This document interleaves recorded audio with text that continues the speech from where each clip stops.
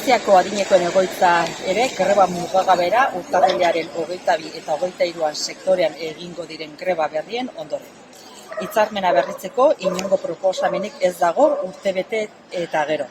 Beraz, greba mugagabean dauden egoitza kopurua igota erresidentzietako gatazka mailak gora egin du.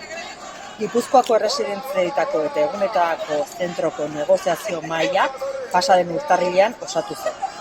Urtebete ondoren, patronalek, Matia, Adegi eta Lares ez dute sektorean bizi duen prekaritatea eta soldata arrakala ezabatuko dituen proposamenik egin.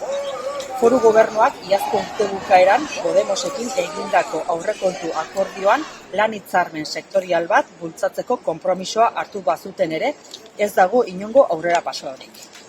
5.000 bat langile biltzen dituen sektoreko greban da maiatzetik.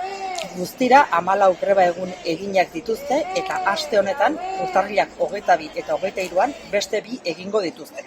Honez gain, greba mugagabean daude 6 egoitza azaroak 21etik.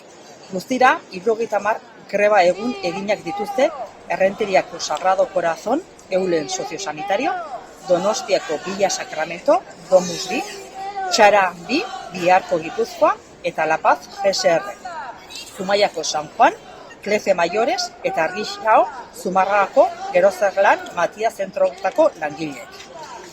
Ordiziako San Jose zaintzen egoitzako langileek pasaden astean burututako asanblada ondoren greba mugagabera gehitzea erabaki dute urtarrilaren 24tik aurrera. Honela, sektoreko gatazka mailak gora egingo du. Gogoratu behar da, langileen aldarrikapenak besteak beste, ehuneko lan kontratuak eta soldata arrakalarekin amaitzea direla. Izan ere, langileen ia erdiak kontratu partzialak ditu eta aurten 10.000 eurotik gorako soldata arrakala pairatzen dute gehienak, emakumeak eta azpikontratatuak diren sektore honetan.